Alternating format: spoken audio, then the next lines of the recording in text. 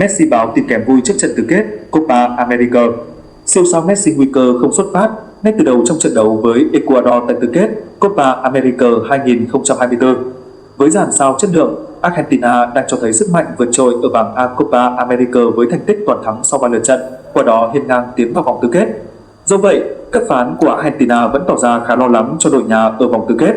Từ khi Messi được cho là đang làm bạn với chấn thương và nguy cơ không thể ra sân ở trận so tài với Ecuador. Bất chấp việc Messi đã trở lại tập luyện trong buổi tập gần nhất, nhà báo Leo Paradiso khẳng định M10 sẽ ngồi dự bị ở lượt đấu tứ kết Copa America 2024. Trước đó, trong trận đấu với Chile ở lượt đấu thứ hai, Messi được cho là đã dính chấn thương khi va chạm với đối thủ và tái phát chấn thương đã gặp phải trong thời gian thi đấu cho Inter Miami ở giải nhà nghề Mỹ. Nếu như không thể ra sân trong trận đấu với Ecuador, Argentina sẽ gặp tổn thất lớn bởi Messi luôn là nhân tố không thể trên hàng công của đội bóng này trong nhiều năm qua. Việc Lautaro Martinez liên tiếp nổ súng cũng giúp Messi cực kỳ thoải mái khi phải ngồi dự bị do ảnh hưởng chấn thương. Khi Messi không thể thi đấu, Argentina vẫn cực kỳ an tâm với phong độ cực tốt của Lautaro Martinez cùng Julian Alvarez và Di Maria để dẫn dắt hàng công. Ở tuổi 37, Messi xác nhận không còn quá quan tâm đến những kỷ lục, mà chỉ muốn giữ cảm giác hạnh phúc mỗi khi được thi đấu cho đội tuyển tại kỳ Copa America cuối cùng trong sự nghiệp. Trận đấu giữa Argentina và Ecuador tại tứ kết Copa America 2024 sẽ diễn ra vào lúc 8 giờ ngày 5 tháng 7. Tuyển Đức đối diện nỗi ám ảnh 36 năm không thắng Tây Ban Nha ở các giải đấu lớn. Đội tuyển Đức sẽ đối đầu với ứng cử viên vô địch Euro 2024 là Tây Ban Nha trong trận tứ kết lúc 23 giờ ngày 5 tháng 7 giờ Việt Nam, với hy vọng chấm dứt chuỗi trận không thắng tại các giải đấu trước đối thủ này kéo dài từ năm 1988. Tuyển Đức đang có giải đấu quốc tế tốt nhất trong 8 năm qua với người hâm mộ quê nhà khao khát danh hiệu đầu tiên sau một thập kỷ. Đức-Tây Ban Nha cũng được coi là trận chung kết sớm giữa hai đội thi đấu tốt nhất Euro 2024 đến nay.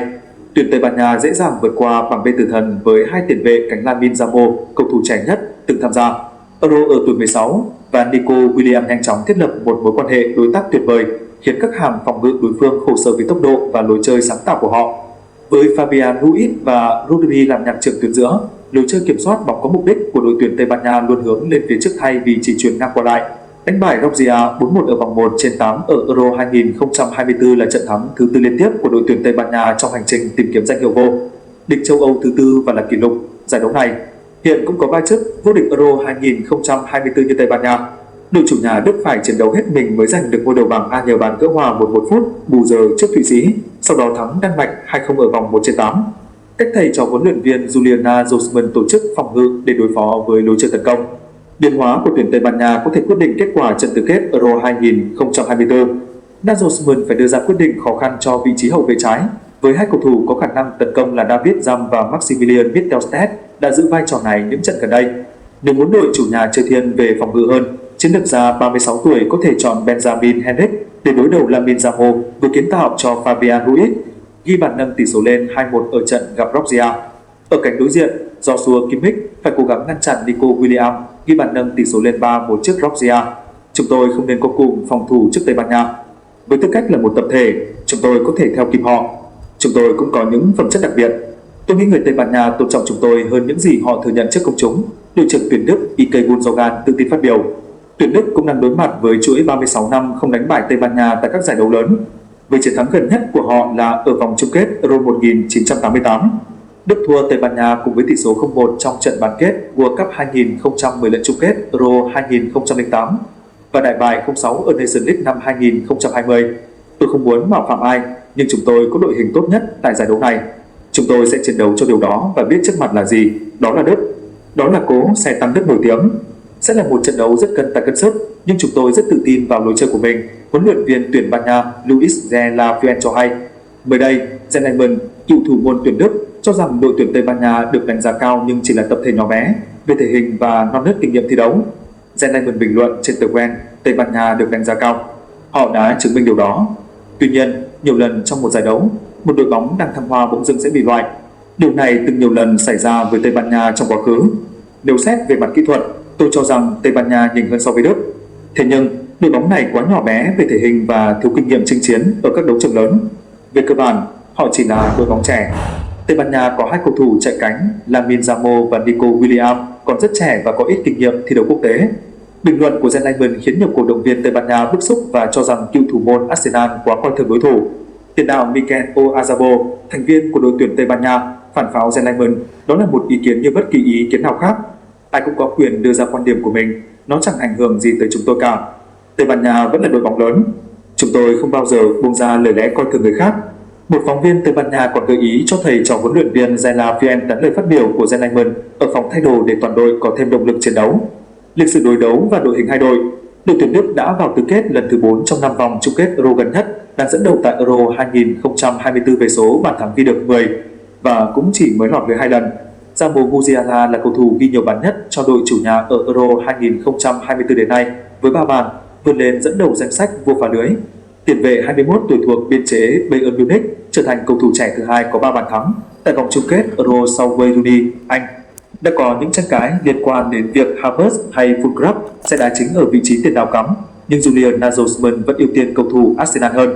Dù chân sút Dortmund đã ghi 4 bàn thắng từ băng ghế dự bị tại 2 giải đấu lớn. Ngoài Musiala và Havertz thì Toni Kroos cũng đang chơi nổi bật ở giải đấu lớn cuối cùng trong sự nghiệp. Với tỷ lệ chuyền bóng chính xác lên tới 95%, 411 trên 431.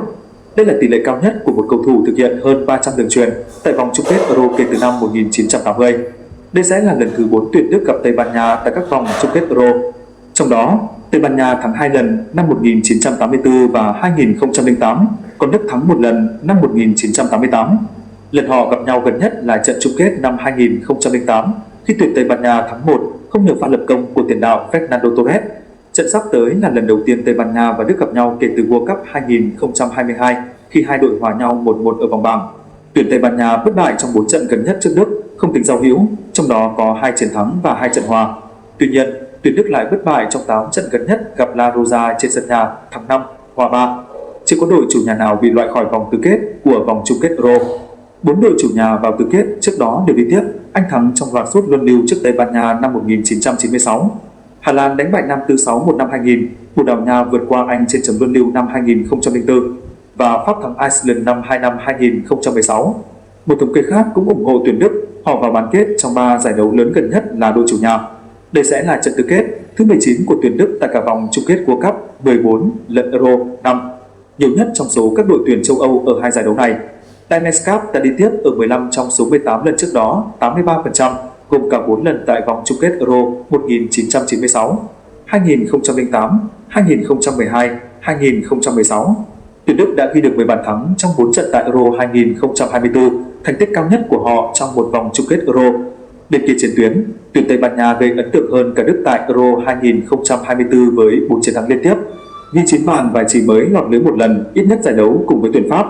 Tây Ban Nha trở thành đội thứ 2 thắng cả 3 trận vòng bảng mà không để thủng lưới, sau Ý, đội vô địch Euro 2020. Lamine Yamal hiện có 2 pha kiến tạo cho tuyển Tây Ban Nha. Là cầu thủ tuổi teen thứ 3 trong lịch sử kể từ năm 1980, có nhiều pha kiến tạo tại giải đấu sau Enzo Sifo 1984 và Cristiano Ronaldo 2004.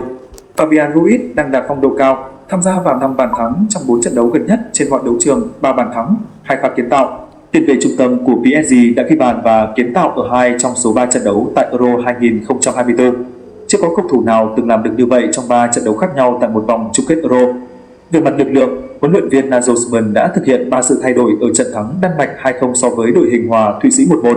Sự vắng mặt của trung vệ Jonathan Tah do án treo giò giúp Nico Schlotterbeck có cơ hội vào sân. David giảm thay thế Maximilian Mittelstadt từ vị trí hậu vệ trái và Leroy sẽ thay Florian Wirtz trên hàng công. Giờ đây, Jonathan Tah có thể trở lại đá chính sau án treo giò và chơi cạnh Antonio Rudiger ở vị trí trung vệ. Tuyển Tây Ban Nha đang lo ngại về chấn thương của Aymeric Laporte. Cựu trung vệ Manchester City đang bị mỏi cơ và Nacho có thể thay thế anh. Ngoài vị trí trung vệ, huấn luyện viên Luis de la Fuente nhiều khả năng sẽ không thay đổi đội hình so với trận đại thắng Georgia 4-1.